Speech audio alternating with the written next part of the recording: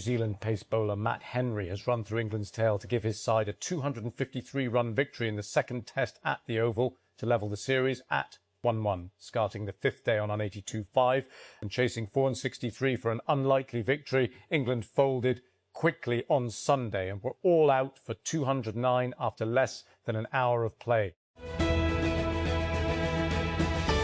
Millions of hopeful medical students across India are resitting a crucial exam under unprecedented security. After the first paper was cancelled following allegations that the questions had been leaked, nervous students were met with biometric identification checks, metal detectors, armoured patrols and frisking at exam centres on Sunday morning. Russian-backed authorities have suspended fuel sales to the public in the occupied region of Crimea as Ukraine continues its attacks on the peninsula. Fuel had already been rationed due to shortages caused by Ukraine's recent campaign against supply routes in Russian-occupied territories. Britain's King Charles will tell the public for the first time on Thursday how much tax he pays as monarch. A royal spokesperson said on Sunday, as Buckingham Palace seeks to be more accountable and transparent. By law, Charles is not obliged to pay income tax, capital gains tax or inheritance tax on what he received from Queen Elizabeth. But Charles has voluntarily agreed to pay income tax and capital gains tax when he sells private assets. The sacred month of Muharram has brought a sudden surge in catering services and sales of earthenware across different parts of the country. Driven by large congregational gatherings and sabils, food service providers report increased activity near majalis and water distribution points, where arrangements for meals and drinks are made for large crowds. Delegations from the United States, Iran, Pakistan and Qatar arrived at Switzerland's Bergenstock on Sunday for technical-level talks aimed at ironing out the details of the Islamabad Memorandum of Understanding signed by Tehran and Washington to bring an end to the conflict that has engulfed the majority of the Middle East. On the table today, several important issues. The lifting of the US blockade of Iran, reopening the Strait of Hormuz, Israeli strikes on Lebanon and Hezbollah, unfreezing of Iranian assets, and the sale of the country's oil.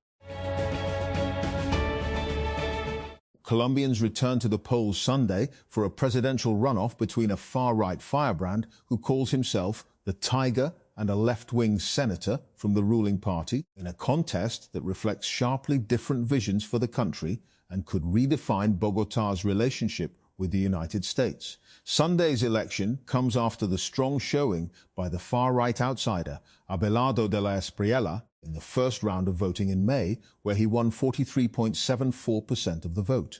The leftist candidate Ivan Cepeda from ruling Historic Pact coalition, who is backed by Colombian President Gustavo Petro, came in second place with just under 41% of the ballots. Al Jazeera journalist Ahmed Wisher was killed on Saturday in Gaza's Burej refugee camp weeks after his brother Mohammed Wisher, who also worked for the Doha-based network, was killed in a deliberate Israeli shelling on his car.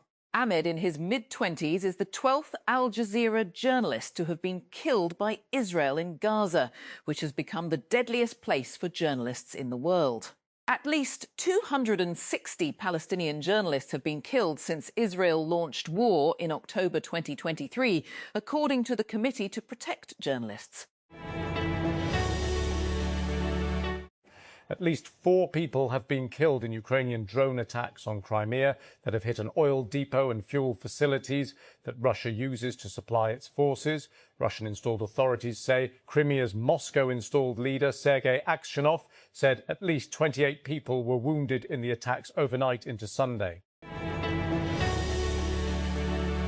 The 2026 World Cup will have 13 different kickoff times. You can use the Al Jazeera Sport widget to find out exactly when your team is playing in your local watch. FIFA World Cup 2026 Group J match. Where? Dallas Stadium, Dallas, Texas. When? Monday 12 p.m. local time. 17 June. How to follow. How follow? We'll have all the build-up on Al Jazeera Sport from 14 June in advance of our live text commentary stream. Defence Minister Khawaja Mohammed Asif has called for ending the Vigo Dala culture in the National Assembly. Speaking during the Assembly session, he said that parliamentary traditions and decorum must be strictly observed and that any breach of rules in the Parliament House is unacceptable. He stressed that lawmakers should be properly briefed on parliamentary conduct and regulations to ensure order inside the House. United States and Iranian delegations are gearing up for high-level technical talks slated to be held in Switzerland as a deal signed on Thursday between Tehran and Washington is strained by continued Israeli attacks on Lebanon. Iran says the deal includes a ceasefire in Lebanon and that the Israeli attacks are a violation of the agreement. Reigning European champion Spain, whose World Cup campaign got off to a shaky start, face Saudi Arabia in the headline event of the tournament's 11th day. Iran face Belgium in Sunday's second match as travel restrictions continue to disrupt the Middle East team's rest and recovery during the month-long global showpiece.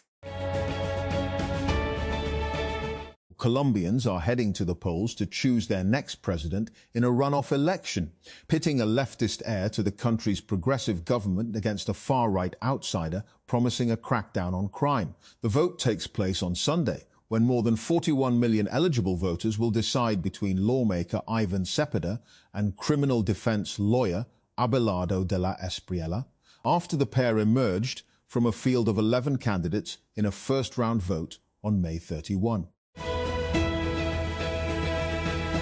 Thousands of protesters have marched through Albania's capital, Tirana, in one of the largest rallies yet against a luxury resort project linked to United States President Donald Trump that has become a lightning rod for anger over alleged corruption. Since late May, demonstrators have gathered every evening to oppose the planned construction of Ivanka and her daughter Ivanka and her husband Jared Kushner, a protected stretch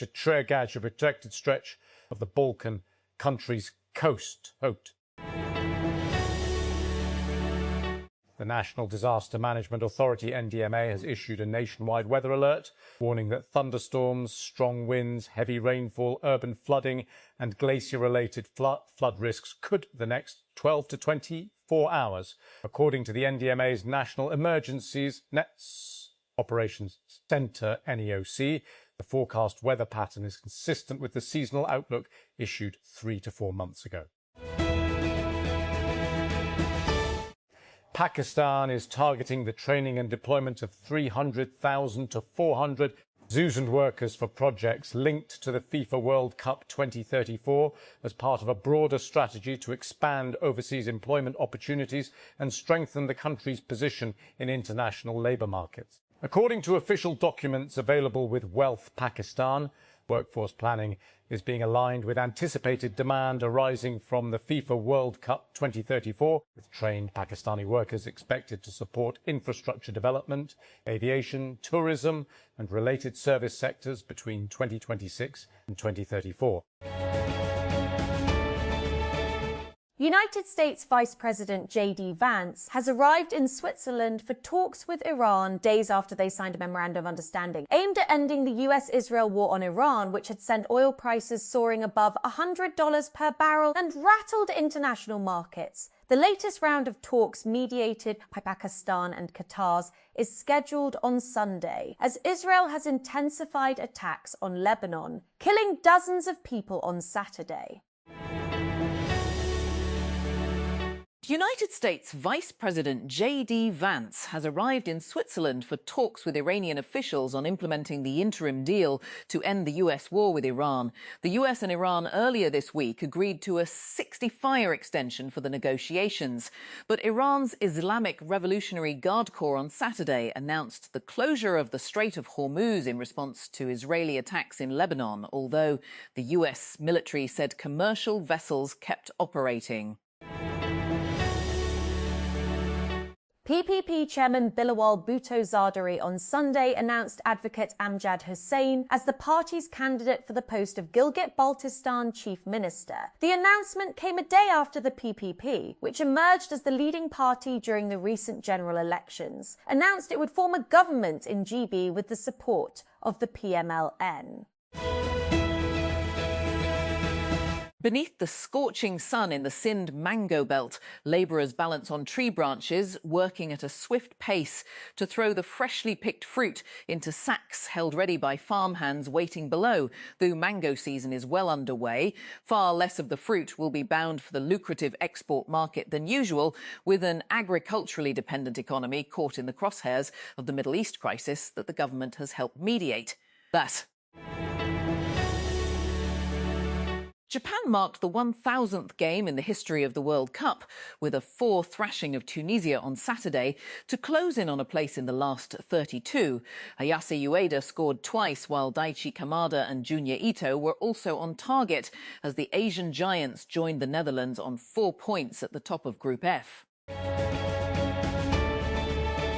Scottish authorities said on Saturday they charged a man in connection with attacks in Edinburgh that wounded 5 people, with UK Prime Minister Keir Starmer saying the suspect appears to be motivated by anti-Muslim hatred. Police Scotland said officers had arrested a 36-year-old white Scottish man and there was no further threat to the public.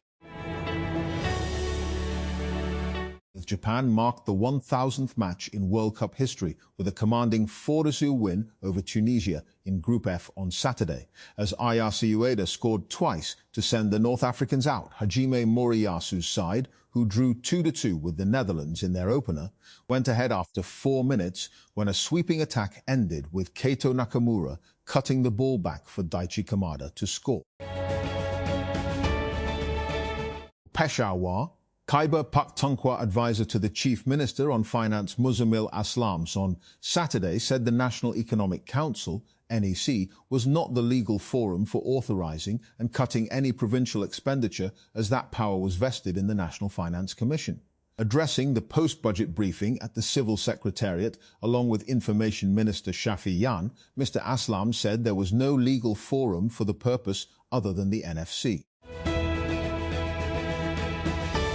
Pakistan's Prime Minister Shehbaz Sharif and Chief Army Staff Field Marshal Azam Munir have arrived in Switzerland to take part in high-level negotiations aimed at pushing forward a ceasefire framework between Iran and the United States. Al Jazeera reported the talks are being held in Bergenstock, where US Vice President J.D. Vance is also expected to participate. According to Pakistan, is mediating alongside Qatar, which is expected to join Tatar, which is also expected to join the discussions. The fate of Lebanon could determine whether the recently signed MoU between the US and Iran survives. True to form, Israel is doing all possible to ensure the nascent peace deal is destroyed before the proverbial ink dries, as it continues to mercilessly pound Lebanon. While a supposed ceasefire was announced on Friday, Israeli attacks in Lebanon continued yesterday, with a large number of casualties reported, as the Zionist state hit both the southern and eastern parts of the Arab state in apparent pursuit of its arch-foe Hezbollah. While the budget session in the federal and provincial assemblies is in progress, some members of the 2 houses of Parliament have again raised the need for an independent office within Parliament to provide an unbiased analysis of the annual budget to the legislators. The argument is that if members of Parliament have to debate various aspects of the budget as informed legislators and exercise oversight on the executive's produced budget, they need support from an entity which is outside the control of the executive, so that the numbers produced by the Ministry of Finance for the budget and by the Ministry of Planning and Development for the Public Sector Development Programme can be scrutinised and independently verified before the parliamentarians provide their feedback and input during the budget debate. Samuel Huntington is making a comeback. In his 1996 book, The Clash of Civilizations, the American political scientist deeply divided academic opinion by arguing that culture, rather than ideology, would drive post-Cold War conflicts. In 2019, the British political theorist Christopher Coker wrote that the contemporary concept of the civilizational state serves as a real-world evidence of Huntington's core thesis. According to Coker, culture, rather than ideology, has become the primary currency of international politics.